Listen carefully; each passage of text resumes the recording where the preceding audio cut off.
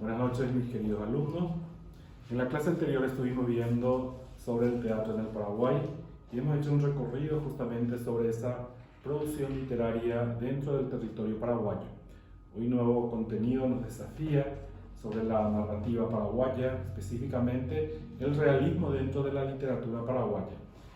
Este movimiento artístico literario, que surgió justamente en tierras europeas, se desarrolló tardíamente dentro del territorio nacional por nuestra condición de mediterraneidad, pues nosotros no tuvimos la posibilidad de tener un contacto directo con los escritores que venían de tierras europeas. Entonces, a eso se debe que se tarde un poco más para que se desarrolle esta corriente artística, ¿verdad?, dentro de la literatura paraguaya. Sin embargo, se desarrolló también y tenemos muy buenos exponentes del realismo literario dentro del Paraguay. Esta narrativa se basó específicamente en los aspectos cotidianos de la vida porque observa los hechos que suceden en la realidad y eso mismo lo expresa mediante la literatura.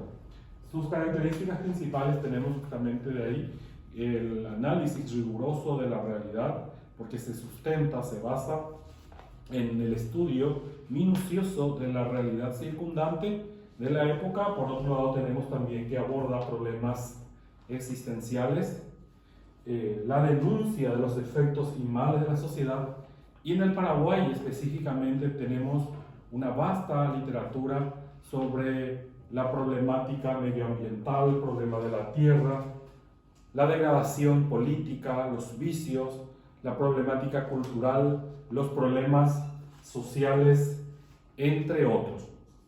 Hoy vamos a compartir un cuento de una mujer, esta vez de una genial escritora. Me refiero a Ana Iris Chávez de Ferreiro.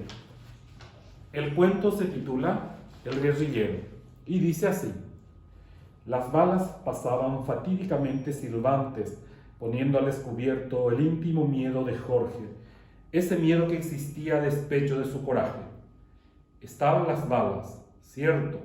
Él lo sabía desde antes, que ingenuamente creyó que sus ideas serían rebatidas en el amplio y luminoso campo de las ideas. Las balas silbaban su aire de muerte y Jorge sabía que con la vida terminaría su lucha, su juventud, ese intento anhelo de convertirse en paladín de los oprimidos. Durante el día lleno de sol, las balas no eran sino silbidos blancos alardeados de imitar el canto de cierto pájaro, pero de noche se alargaban, se estiraban, retumbaban, y él sabía que arteramente buscaban incrustarse en su carne para tumbarlo boquiabierto al espanto de la luna, para despojarlo de la vida, para que cuando se acercaran los hombres que lo habían disparado, ellas, muy ufanas, pudieran decirles: aquí está él, cumplimos nuestra misión. Y uno no fuera ya entonces sino un despojo maloliento, apenas valioso de los desgarradores sollozos de la propia madre. ¿Pensarían sus compañeros estas mismas cosas? Parecían, sin embargo, como Jorge mismo, tan serenos en la lucha, tan fríos en el empeño de llegar al final. Y esta era una aventura en la que la consigna no podía ser otra cosa que adelante, siempre adelante. Aún sabiendo, como ya sabían, que la muerte les esperaba sin evasión posible. Solo la muerte les conservaría su dimensión de hombres, porque retroceder era faena de cobardes. Él quiso olvidar por un tiempo el aburrimiento de una vida ordenada, olvidar las materias engorrosas, los exámenes extenuantes, la disciplina familiar y acallar simultáneamente la conciencia que se revolvía a la vista de tanto sufrimiento ajeno. Y dando un adiós momentáneo a su cómoda vida, se volvió soldado de una causa grande. Fue así como Jorge y sus compañeros se hicieron guerrilleros para librar una lucha. Se internaban en la selva inacabable. Día tras día fueron comprendiendo que su sed de justicia social no hallaba eco en los indiferentes lugareños, quienes no solamente rehusaron alistarse, sino que también se negaron a prestarles ayuda y hasta a venderles los bastimentos que necesitaban. Eran presas del terror, no miedo a las balas o al cuchillo, sino a algo innombrable que les dilataba de espanto los ojos. Anonadados se vieron luchando desesperados contra fuerzas muy superiores en número y armamentos. Luchaban solo para beneficiar a quienes se mostraban renuentes al usufructo de los probables beneficios. Absurdamente se encontraban empeñados en una cruenta lucha para liberar a quienes no querían ser libres. Y ellos habían abandonado los halagos de una vida placentera, avergonzados de poseer las comodidades, las oportunidades que no alcanzaban a tantos compatriotas. Esta comprobación hizo cundir el desánimo en las filas rebeldes. Resultó que era tarde para regresar. Era tarde para enarbolar una bandera que no sería comprendida, que sería recibida con irrisión. Y entonces solo les quedó entre las manos el efímero tiempo de morir. Y al morir, avivaban a la patria, no a la libertad, porque comprendieron demasiado tarde que nadie puede dar la libertad a quien ya no es libre dentro de sí. Jorge no conseguía apartar de su mente un pensamiento insidioso que venía preguntándole: abandonar esta lucha desigual porque sus ideas debían enfrentarse con un brazo de la fuerza, muy alta y muy lejana, que sembraba de cruces el inútil calvario. Persistir en la lucha significaba añadir otros nombres a la ya larga lista de mártires.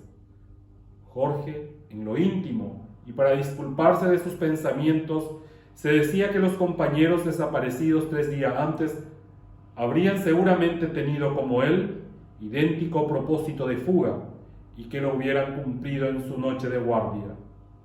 Y esta era su propia noche de guardia. Le correspondía a Jorge velar por el descanso de los pocos que quedaban. Una guardia precaria para un diezmado grupo de rebeldes, ya por milagro escapado al cerco implacable de las ametralladoras. Cumpliendo su misión se paseaba ajeno al dominador silencioso de la selva. Yo no quiero morir aquí como un perro, pensó Jorge. Es contrario hasta las leyes de Dios, y eso debe desaparecer así tan completamente sin dejar rastro como Alberto, como Carlos y Luis y tantos otros cuyas cruces no marcaban su sitio de reposo, sino el pequeño espacio de su ausencia. ¿Qué ocurría en realidad con los cuerpos de los compañeros que faltaban? Pensando estas cosas, se paseaba sin otro cielo arriba que las copas de los árboles milenarios que esperaban taciturnos la hora del hacha infame. Volvió sobre sus pasos creyendo haber pasado un sendero desconocido. Lo tomó y palmo a palmo lo recorrió silenciosamente. Llegó a un gran claro donde 3 o 4 árboles habían sido volteados de cualquier manera, formando círculo. Estaban allí sentados Carlos, Luis, Alberto y otros 2 a quienes no reconoció por estar de espalda. Carlos, Luis, ¿qué hacen ahí sentados mientras nosotros los creemos muertos? Sentarse a charlar mientras la vida está en peligro. Fue hacia ellos con gritos de alegría. Recostó la metralleta contra el tronco de un árbol para abrazar a sus amigos y se acuclilló ante Carlos, quien, con kepiselona y un cigarro apagado en los labios, ni se movió siquiera al oírlo. Unas risotadas que parecían desenredarse de entre las tacuaras y lianas de la selva le aflojaron las rodillas hasta caer de bruces, lleno de pánico, sobre el mullido suelo. Las hojas húmedas se le pegaron a las manos. Buscó su metralleta y se encontró con la mano llena de humus que rezumaban pobredumbre. Miró a Luis. Él tenía una gorra calada hasta los ojos y en la mano derecha un jarro de lata. En tanto Alberto, con un rictus de malevo novato, lo apuntaban con un revólver atado a la mano con hojas de pindó. Y aquel había sido Enrique. Con los ojos mirados hacia la inmensa bóveda, estaba como tocando una guitarra rota, impasible al trajín de las hormigas que le entraban y salían por la nariz y por la boca. Jorge se apoyó en Carlos para incorporarse, y Carlos, informe masa de penurias, cayó pesadamente sobre él, arrastrándolo en su caída. Echó a correr para avisar a sus compañeros que lo habían encontrado y que lo habían hecho con ellos. Alguien gritó: «Déjalo correr, Comín, no lo mates. Para eso hay tiempo. No ha de estar solo. Espera que salga la manada, así nos divertimos, como la vez pasada. No vayas lejos, Pituco». Y corriendo como una bestia aterrorizada, Jorge desgarró la selva con un largo alarido.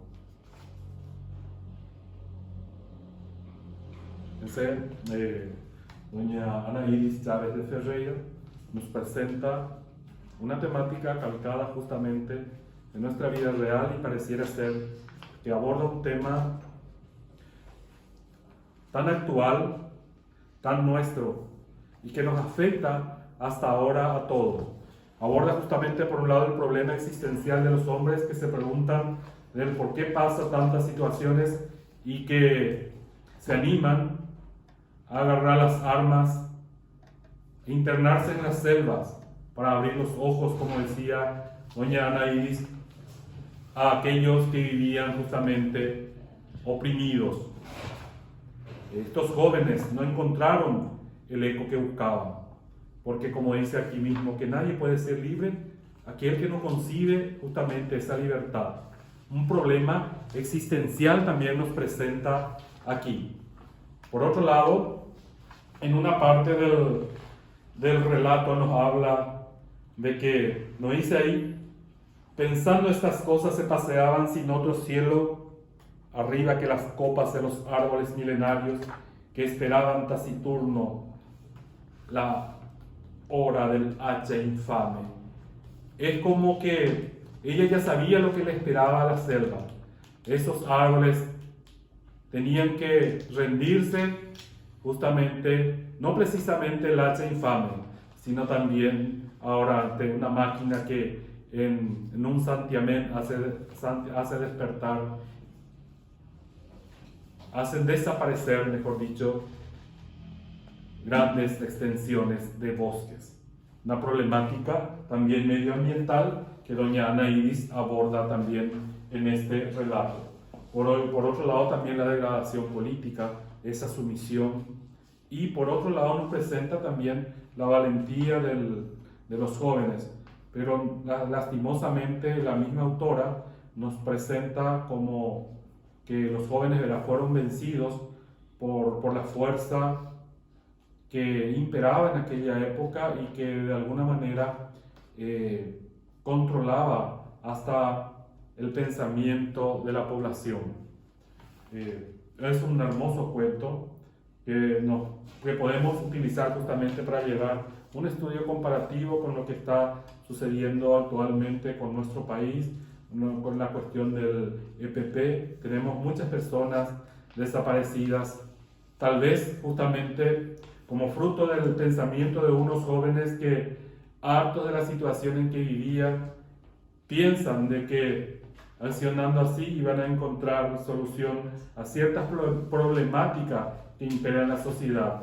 Por eso justamente esto es un cuento realista, porque aborda esa problemática existencial, una degradación política, social y ambiental que Ana Iris ya nos predice mediante este cuento. Ya, jóvenes, ustedes en la plataforma tienen otros cuentos para poder deleitarse también. Yo sé que no se van a arrepentir de leer, porque es un cuento que tiene mucho que ver con nuestra historia.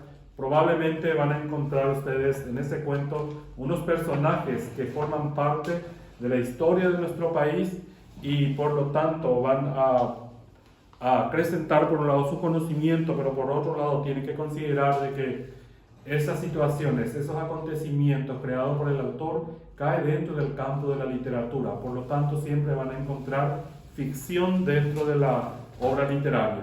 Si es que les dejo esa tarea, les dejo la invitación también para que puedan adentrarse, porque tenemos muchos escritores dentro de la literatura paraguaya, y si le leen a Roa Basto, a Gabriel Casalcia, a doña Anaídis Chávez de Ferreiro, y a otros tantos como a Josefina Pla dentro de su narrativa, se van a encontrar con situaciones calcadas de la vida real y que caen justamente dentro de la narrativa paraguaya, específicamente dentro del realismo de la literatura paraguaya, en donde van a encontrar problemas calcados justamente de la vida real, en donde la injusticia, la pobreza, la miseria permean todo el acontecer de la vida de nuestros conciudadanos.